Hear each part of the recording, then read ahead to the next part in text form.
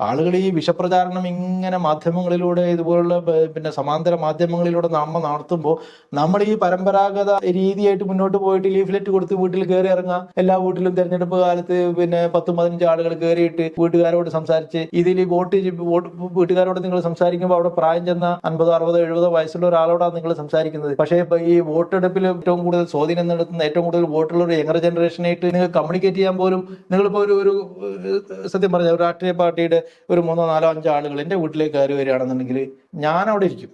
എൻ്റെ മകനും മകളും ഒക്കെ അവിടുന്ന് സ്ഥലം വിട്ടുണ്ടാവും. ഈ രാഷ്ട്രീയ പാർട്ടിയുടെ ആളുകൾ വീട്ടിലേക്ക് വന്ന അവരുമായിട്ട് അപ്പൊ ഈ വീടുകൾ കയറി ഇറങ്ങി ലീഫ്ലെറ്റ് കൊടുത്ത് ഈ പരമ്പരാഗത രീതിയിൽ നമ്മൾ ഒരുപാട് എനർജി അതിന് ചെലവാക്കുക. അതേസമയം എനർജി ചെലവാക്കേണ്ട ഈ ഇടങ്ങൾ ഒരൊറ്റ പോസ്റ്റ് മതി, ഒരൊറ്റ ഒരു ഫോട്ടോ ഒരു ക്യാപ്ഷനോട് കൂടി ഇട്ടാൽ മതി, അതിനെങ്കിലും സ്റ്റോറി കൊടുത്താൽ മതി.